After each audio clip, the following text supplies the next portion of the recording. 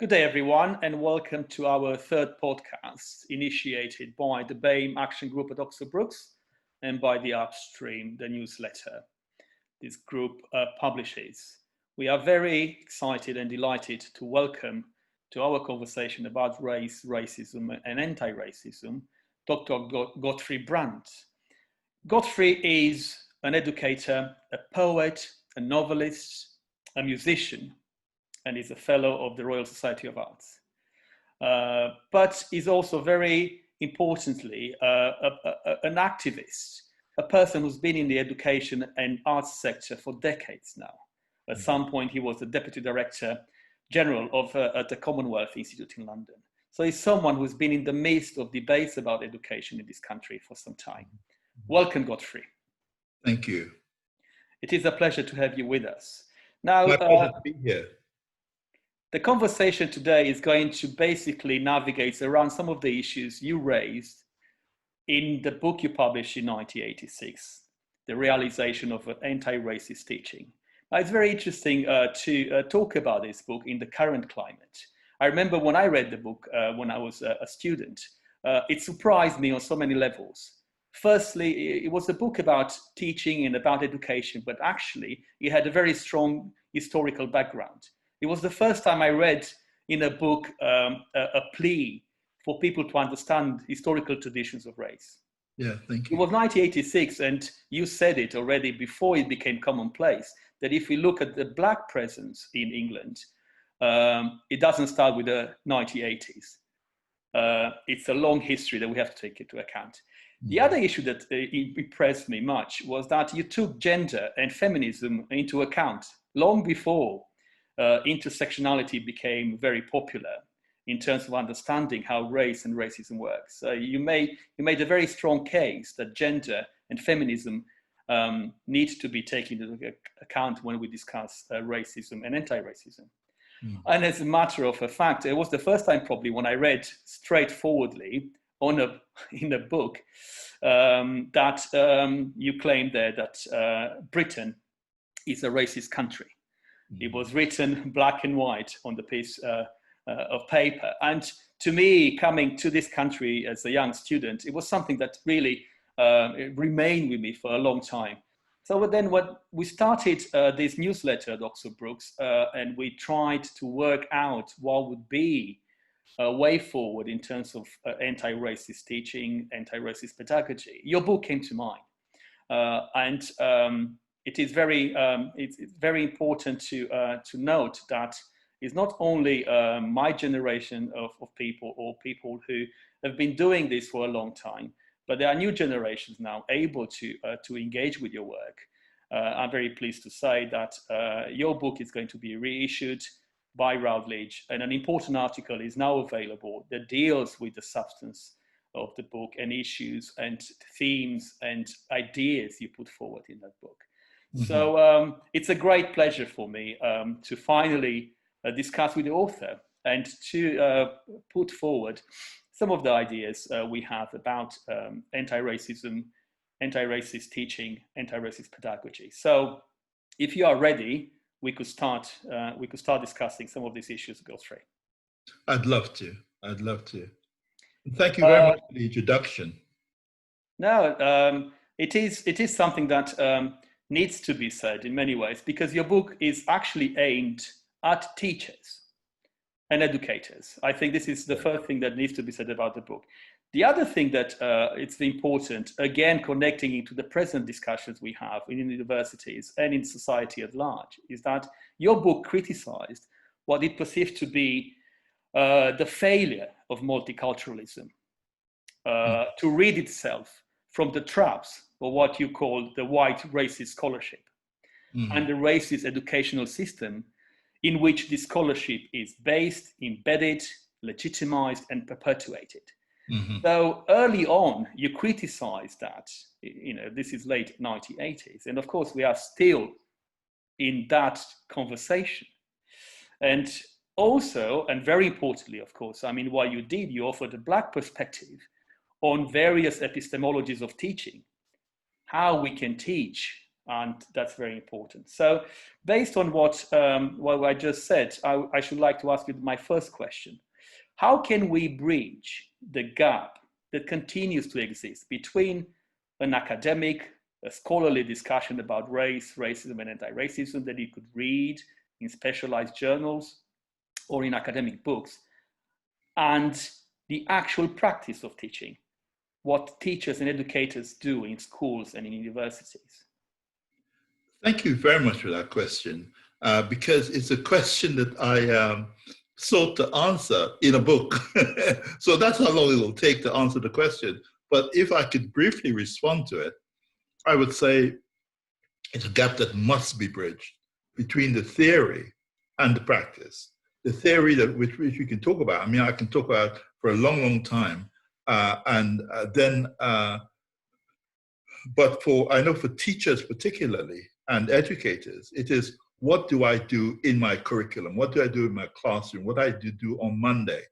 You know, and I think the way to look at that has to do with the very core of teaching. That is the curriculum. What have we got in it? What do we cover? How do we portray the history? I mean, recently we've been seeing a lot of attempts to deconstruct some historical things which are presented to us, like statues and so on. How do we look at the curriculum? And how do we look at the practice of teaching, the pedagogy? And that pedagogy is quite crucial.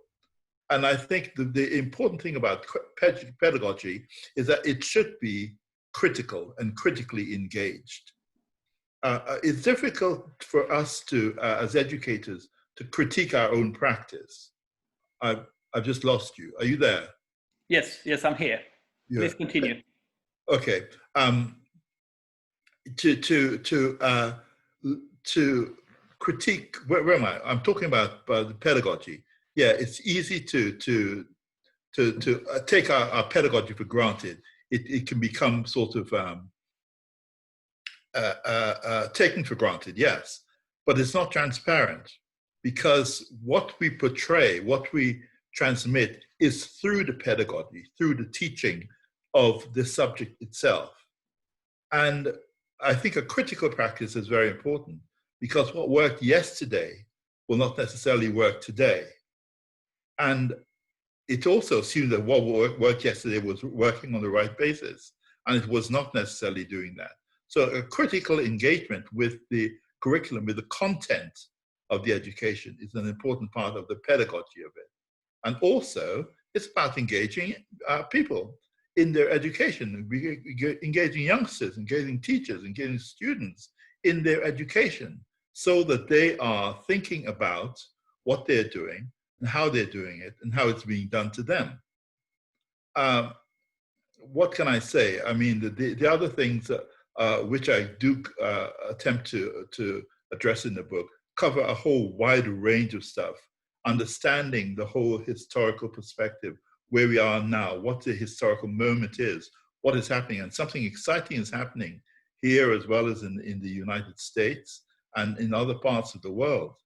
A sudden realization of where we're at and what our history is.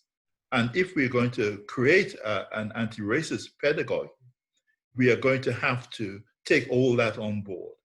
And I think it's a question not only for education and teaching, it's a question for all sectors.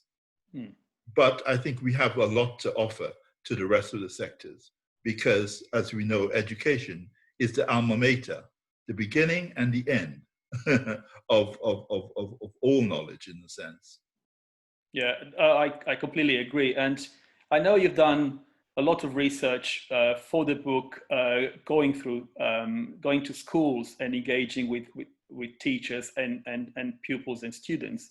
And that's something which is very important. I always found that argument very convincing, that on the one hand, you have the teachers engaging in their practice of teachings, but then they have to take into account what the pupils or the students have to offer, their experiences. So there has to be an interaction, a synergy occurring between your attempt to be critical, to offer something that is new and novel, but at the same time attentive to what the students actually feel and experience and had experienced before they came to class. So that's something that is ongoing practice of teaching. But talking about education, which again, I completely agree with you in terms of its centrality. We always struggle, particularly at universities, to put forward an anti-racist education. And it's hard to explain to people what is meant by that. And in your book, you have an important chapter on anti-racist education. And maybe you could elaborate a bit what is meant by it and how that informs and infuses then the said dialogue between the teachers and the pupils and the students. Right. Now, anti-racist education, I mean, what is it? Yeah. It is an education which acknowledges for a start that we are living in a racist society. It acknowledges that there is racism and it's not going to go away. It's not going to stop because we ignore it, that we have to address it directly in our teaching, in what we do. And that's what anti-racist education is about. You know, I've done an article for Routledge, which is going to be widely available, which I call Unmattering, largely prompted by the debates on Black Lives Matter. But, and that in a sense addresses the whole question of anti-racist education. What matters? And what matters is that the status quo is a white status quo. It's about white values, white cultural norms, white expectations, and everything is measured against whiteness. Beauty is measured against whiteness. Everything is measured against that. And when we talk about general or normal or broad or wider acceptance, etc., we're talking white. So first of all is to accept, to realize that. Two is to realize that anti-racism isn't going to happen by chance. You have to set out to do it, and you have to plan to do it. And it is a scientific process. Scientific in the sense that it is not made up as we go along. It is, it has to be planned and coherent.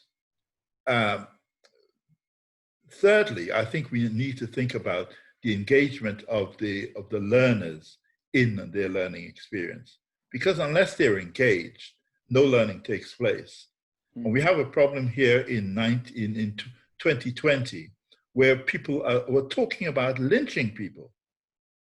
Now we thought we in general terms we talk about it as something that happened in yesteryear. We talk about the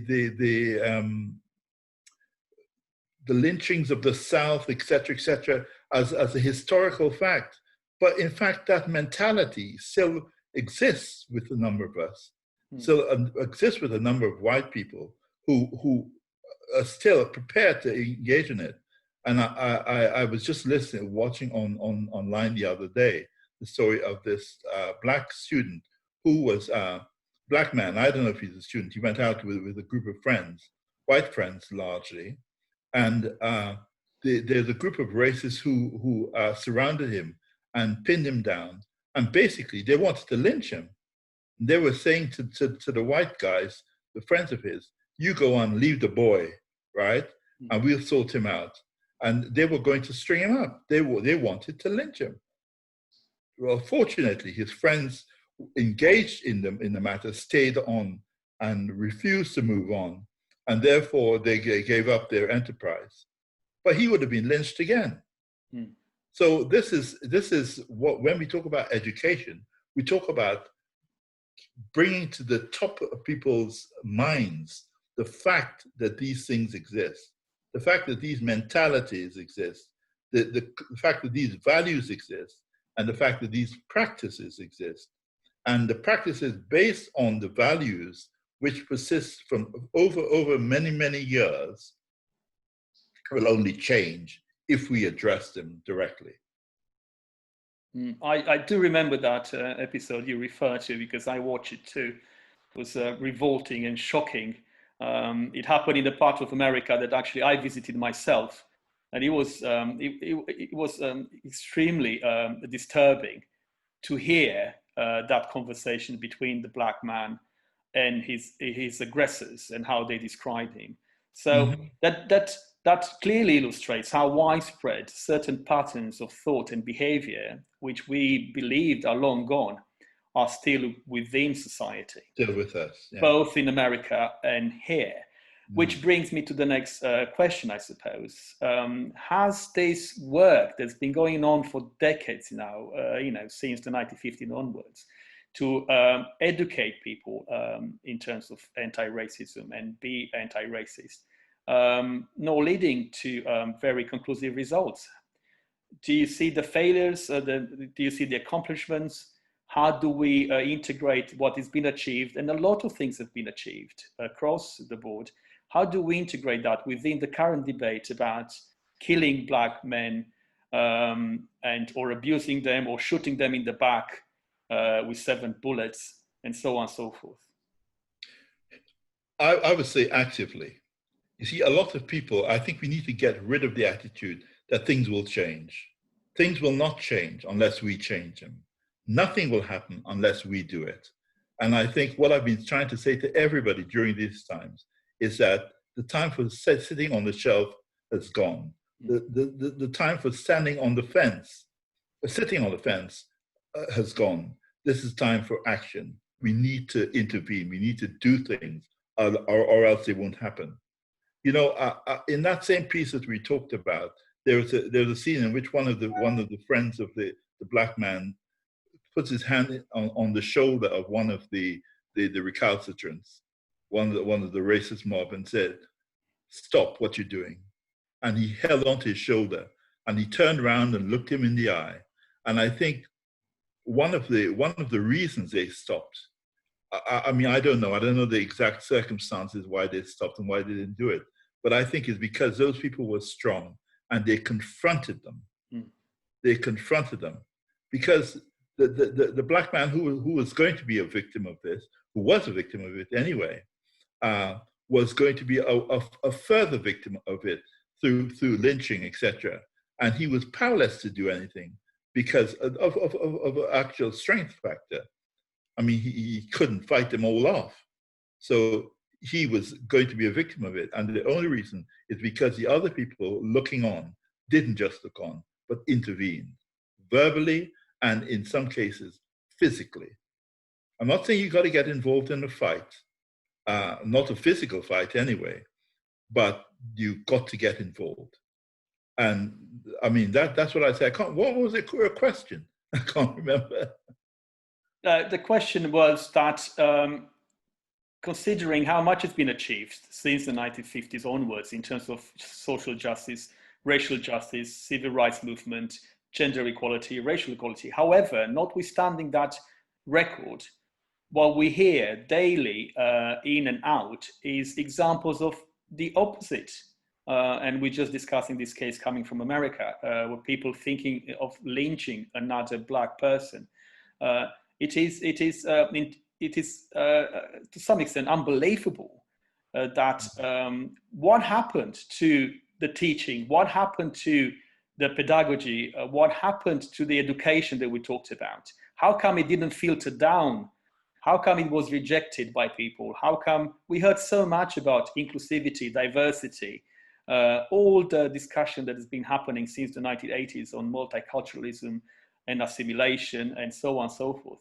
However, as you already pointed out in your book decades ago, there is a problem at the center of this argument. Namely, it comes from the white racial tradition that actually creates a system in which the white is always privileged.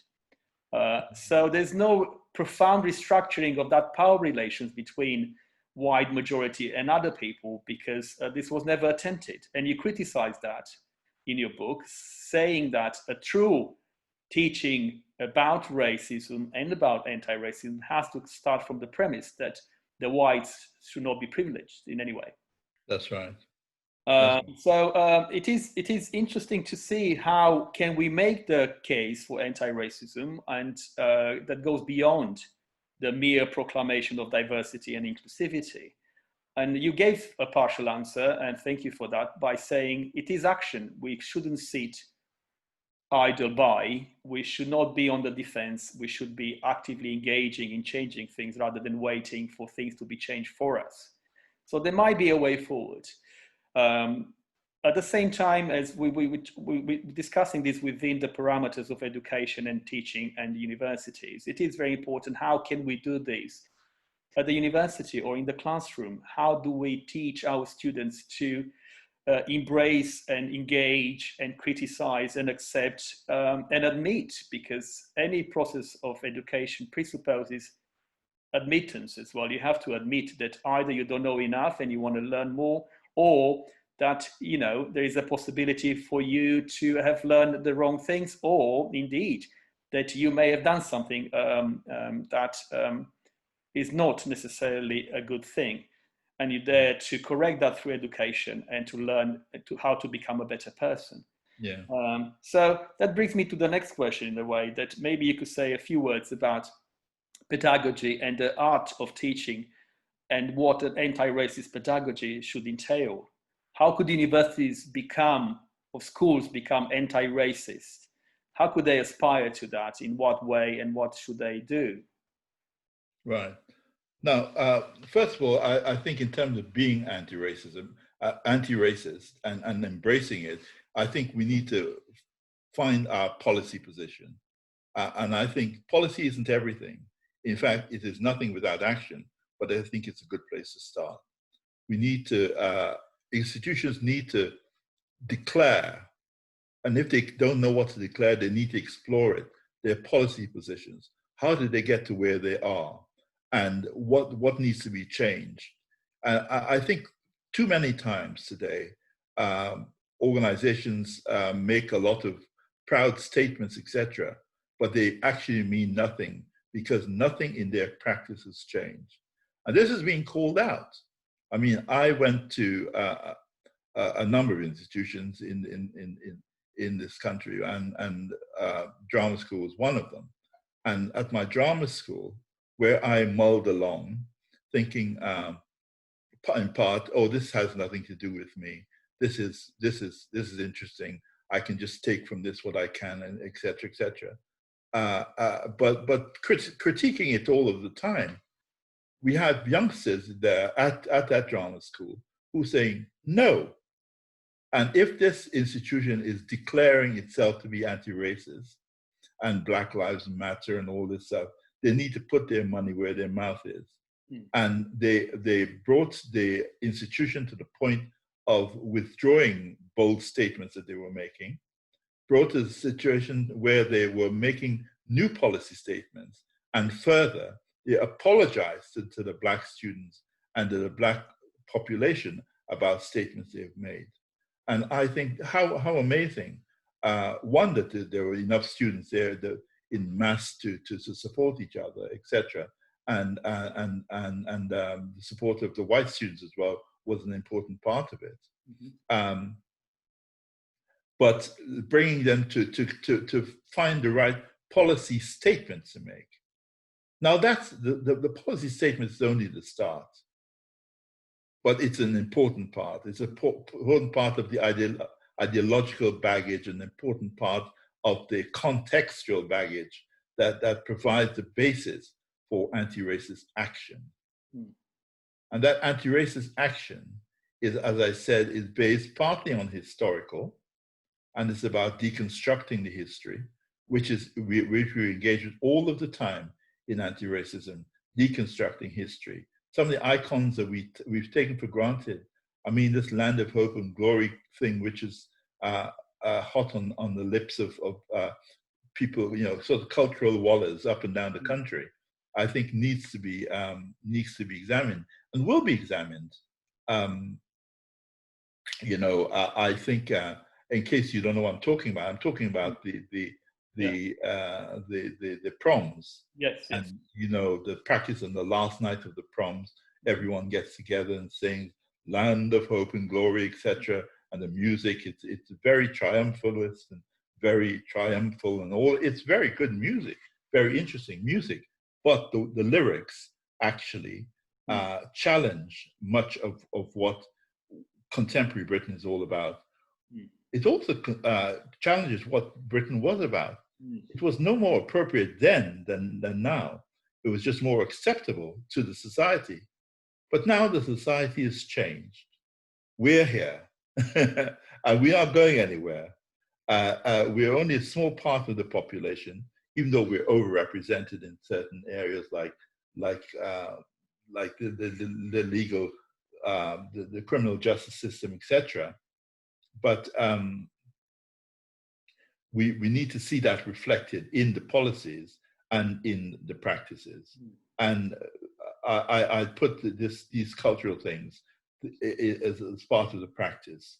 We talk about the songs. We talk about the statues, which people are taking down and questioning and so on.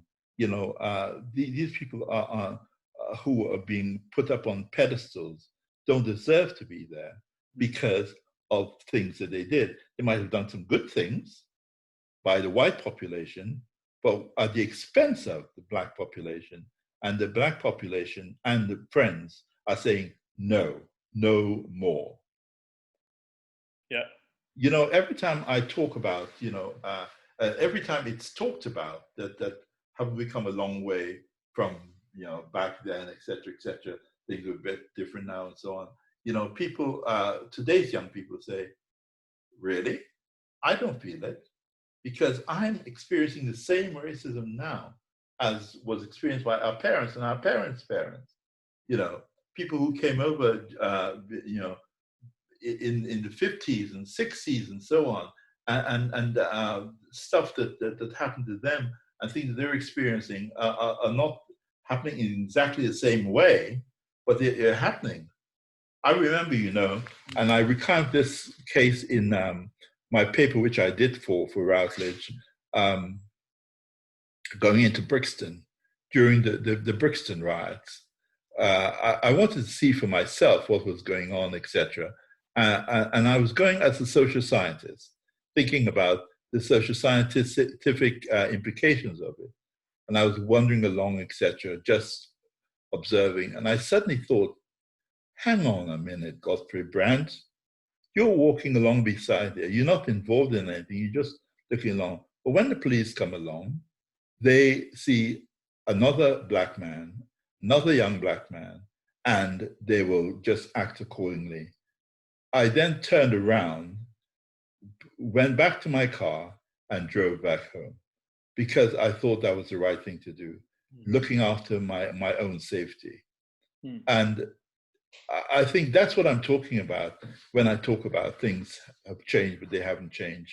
Because, here am I as an older academic, a professor and being stopped by the police, not stopped in the street, come to my home and kind of taken out of my home while I was doing something totally unrelated to anything else. And, was taken to task on trumped up charges, which were later dropped because there was no proof, no evidence of anything at all, no evidence of wrongdoing. Even the incident, the trigger incident that was being described didn't happen. So it's quite amazing that things have changed, but things haven't changed. So I think we have to be alert and vigilant and vigilant. And I hope that we can make things change. I hope that we can change things altogether.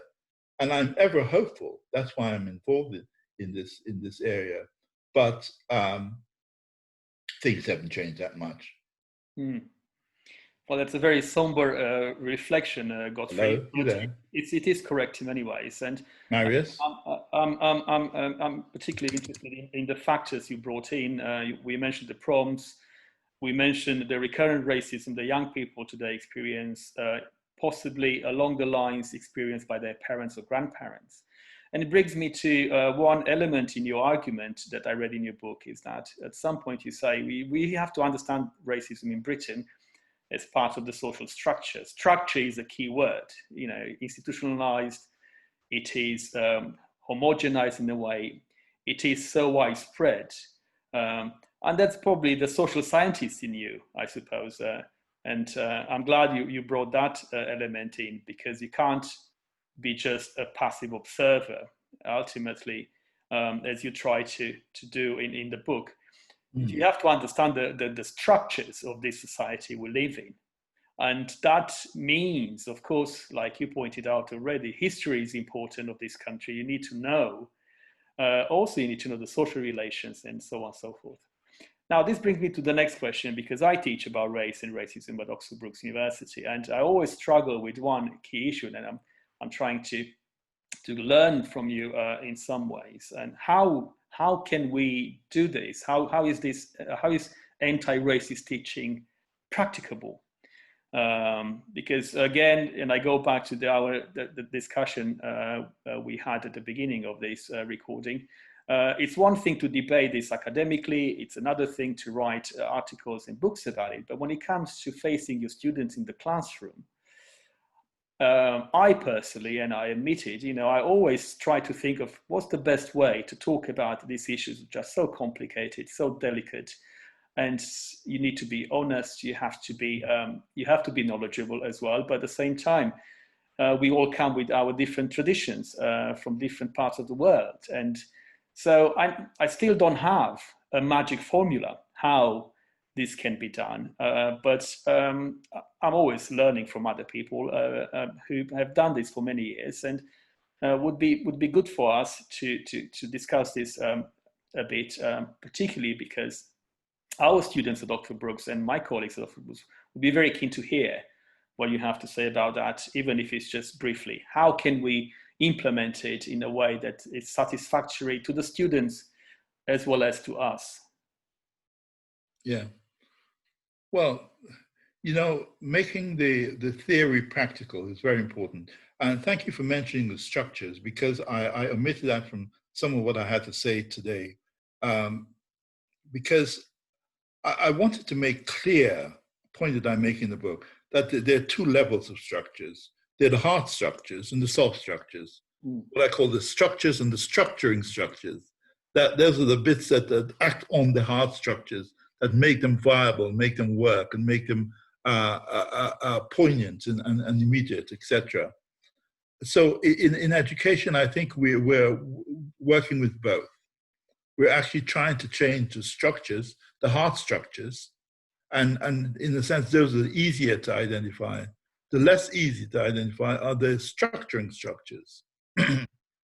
And we think, in particularly in dealing with stuff like teaching and the criminal justice system, etc., whereby individuals can act in ways which affect a result, but you can't pin it down. What do they do? Well, they just operationalize the values that they have. How do you legislate for values? How do you legislate for people taking action on the basis of those values? Mm-hmm. And that's what we're talking about. It's about dealing with the values and dealing with the little microaggressions, microactions that perpetuate the system. And so in teaching, I think we need to start with the hard structures. And those are kind of like historical events. And we then realize is that the historical events aren't as hard as we thought they were. You know, the historical events are presented as such and such happened and this happened and so on. We think, oh, well, you know, you can't change that, it happened. But how it's described has everything to do with what happened. And also, what is not said is equally important as what is said. So we have a critical approach, which is saying, what is the knowledge? What is the value of the knowledge that's being transmitted to these youngsters, be it at school level or university level or whatever? and we problematize the historical content. We problematize the contemporaneous content. When you look at the context, the current context of what is being talked about, we problematize that. And then we also place a challenge, thirdly, on the individuals about how they act, what they do, or how they intervene in processes. Now, that is the hardest bit in a way, because I think that one way is to take a hard approach and confront and fight and et cetera, et cetera. I don't think that produces the results. I think we need to learn to certain words in the anti-racist agenda, which are words which are important for all agendas. That how do you express love and concern and all of those things, and at the same time present the questions. And I think we need to engage with people on a practical basis. You know, for this book, I decided that I would visit some schools and do some research in the schools, etc. And a few examples of teaching came out of me. Unfortunately, we didn't look at the specific practice of higher education teaching, but it's all implied. And we looked at people who consciously described themselves as anti-racist teachers and wanted to operationalize that, and finding ways of operationalizing it in terms of the specificities of their subject matter and their curricula, etc. And in a sense, at the end of the day, that can only be done by individual teachers, individual educators, because you know your subject, you know what's going on within it. If you understand the principles of deconstructing the structures and the structuring structures, understanding the hard structures and the soft structures, the hard things in place or practices in place, the laws in place, etc., which perpetuate racism, and the actions and cultural values, etc., which allow them to continue to exist, then you are halfway there. You're beginning to deal with the issues of bringing about change. And it alludes to the very important challenge that faces educators in higher education, educators in higher education, in further education, in schools, etc. What is it that we're doing and how do we do it? And I think it needs reflection, but it needs action as well. And what anti-racist education does is invites you to act. Reflect by all means, but you don't go off into the mountains and reflect and come back singing Om Shanti Om. You actually come back with a plan of action. And that's all the wisdom I've got really, and I picked up over the years.